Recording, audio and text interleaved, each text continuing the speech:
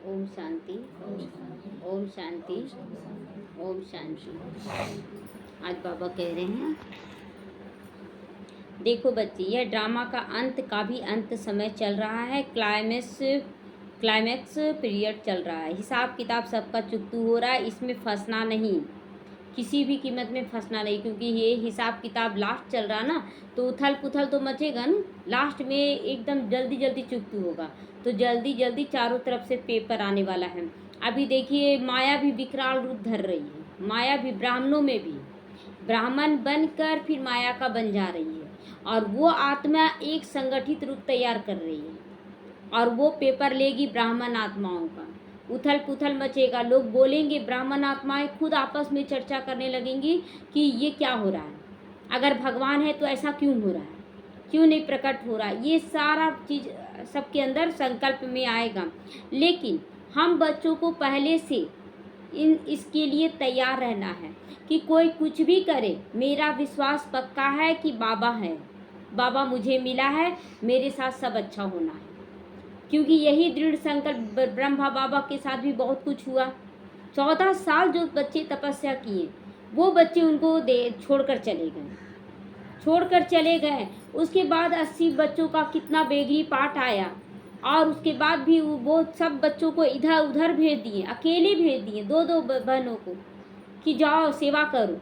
कोई ठिकाना नहीं, कहाँ जाना है, किसके घर रहना है, कुछ नहीं, जाओ। और जाते जाते क्या हो गया कि सब जगह इंतजाम अपने आप होना शुरू हो गया।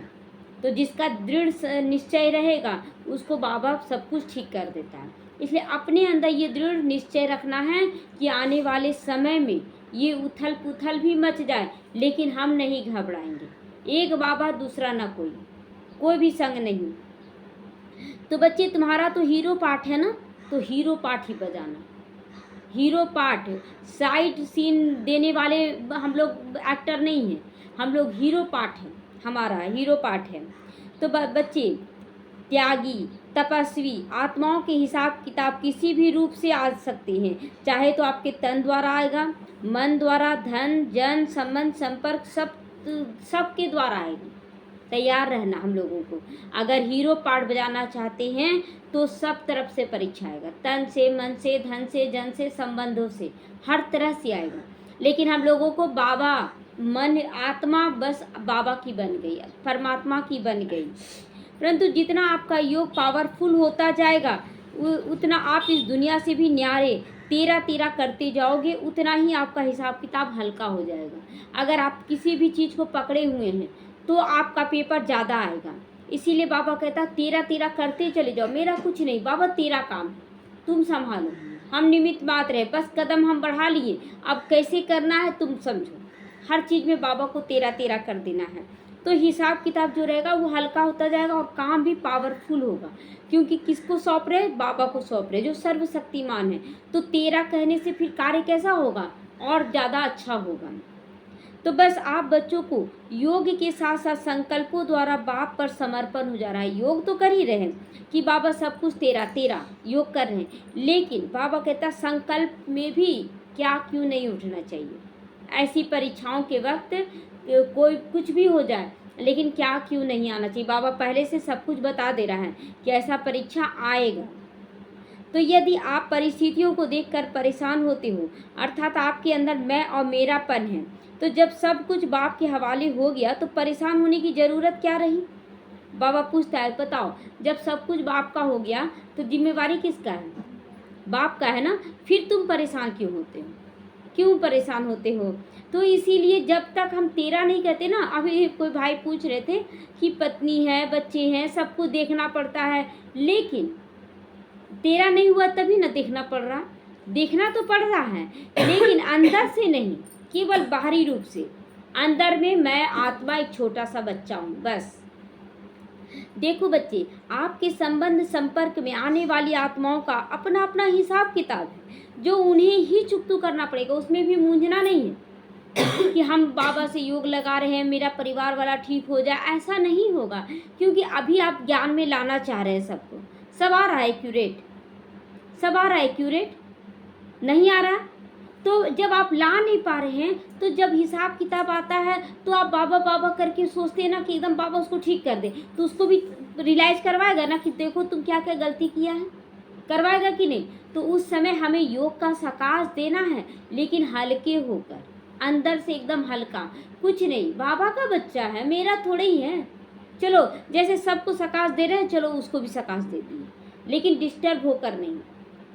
तो ऐसा स्थिति में हम लोग कर सकते हैं, कर सकते हैं।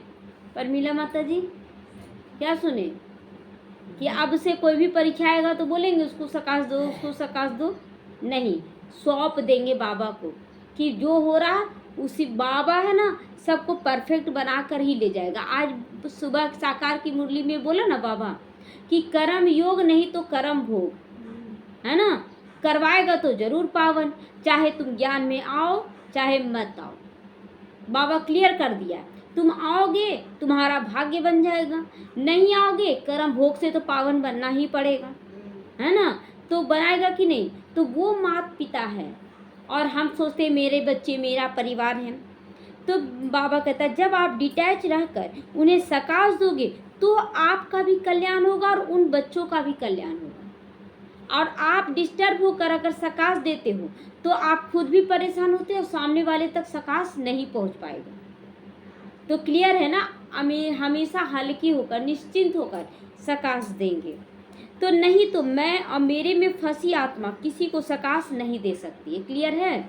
हम इतना तो बाबा बाबा कर रहे, क्या कहीं नहीं ठीक हो रहा, बोलते हैं ना कि सकाश तो दे ही रहे, कहाँ कुछ ठीक हो रहा, ऐसा आवाज़ निकलता है ना।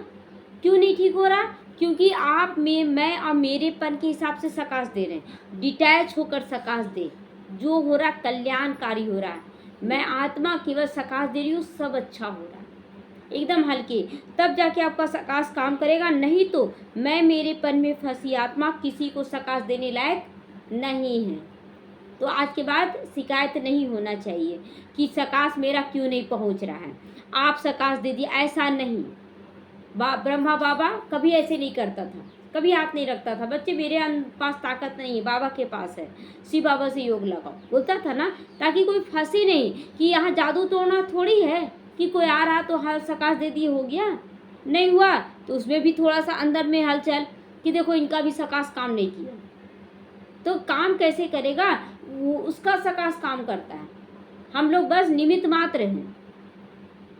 तो बाबा कहता है कि दे नहीं सकती, ना स्वयं का कल्याण ही कर सकती वैसी आत्मा और ना ही दूसरों का। तो न्यारे होकर डिसीजन पहले लो, उसके बाद समझाने देना अलग बात है, परंतु उनके साथ परेशान हो जाना ये थोड़ा ही है, यानी कि आपको बाप पर निश्चय की कमी है। अगर सामने वाले को समझा रहे, समझाने में वो नहीं समझा, हम खुद परेशान हो गए, तो यानी बाप पर निश्चय नहीं। बाबा तो बोले ना आत्मा समझकर उसको ज्ञान दो, लेकिन उसका जो पाठ है वो तो पाठ बजाएगी ना, उस पाठ को इग्नोर कर दो, केवल तुम्हारा काम है बाप का संदेश देना। तो बाबा कहता अगर तुम परेशान होते हो तो बाप पर निश्चय की कमी की ये निशानी है परेशान होना। सोचते हम ही समझा रहे तो आ जाए वो ज्ञान में एक ही बार, ऐसा थोड़ी होता है, एक ही बार में हो जाता है। पत्थर है, अब पत्थर पे रस्सी है, रस्सी बार बार घिसता तब जाके लकीर बनता है, एक बार में थोड़ी लकीर बन जाएगा, लकीर बनेगा। अभी बाबा क्या बोलता, हम लोगों की बुद्धि कैसी हो गई थी, पत्थर बुद्धि हो गई थी, है ना। अब बाबा ज्ञान से घिस घिस कर पत्थर से पारस बना रहा हमें, तो टाइम तो लगेगा ना, अचानक थोड़ी हम लोग को भी बाबा बोल दिया बच्चे तुम आत्मा हो, क्या आत्मिक स्थिति में आ गए, परफेक्ट आ गए हम लोग आत्मिक स्थिति में। अब जब हम लोग जो बाबा को योग लगा रहे, बाबा से शक्ति ले रहे, बाबा का बार बार ज्ञान सुन रहे, सो हम लोग तुरंत नहीं कर पा रहे हैं, तो अगली आत्मा जो अज्ञानी है वो कैसे कर लेगी तुरंत। ये सोचने वाली बात है कि वो बहुत कमज़ोर है। तो देखो आप बच्चों को बाबा ने पहले भी बताया था, अब भी बता रहे, आप बच्चों की तपस्या के द्वारा पुण्य का खाता भरपूर हो रहा है और माइनर सा बचा हुआ पाप का खाता रह गया जो खत्म हो रहा है, उसमें परेशान नहीं होना है। अगर माइनर सा रह गया है पाप का खाता, वो कोई ना कोई विधि से चुकतू होगा, इसमें परेशान नहीं होना है। इसीलिए अब अपना हिसाब किताब हल्के होकर 13 करके ख़त्म करो, अन्यथा फिर और हिसाब किताब बनता चला जाएगा। इसलिए और नहीं बनाना है, बस हर बात में हाँ जी बाबा आप बोले हाँ जी, हर बात में। कैसे होगा, क्या होगा, बाबा आपका काम है। आपने मुझे संकल्प दिया, आप ऐसे करो ऐसे करो, बस हमें वैसे करते चले जाना है। इसीलिए हर संकल्प को भी बाप के आगे समर्पण करो। बार बार मन बुद्धि पर अटेंशन रखो, क्या बोल रहा है वो मन बुद्धि, अटेंशन रखो, मन बुद्धि को पकड़कर बाप के पास बार बार ले जाओ।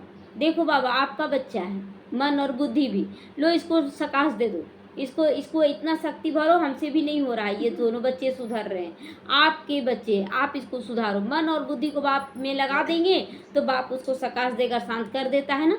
मन कभी कभी बोलते आज मन ही नहीं लग रहा है, लेकिन जैसे बाबा से योग लगाते बहुत अच्छा लगने लगता है।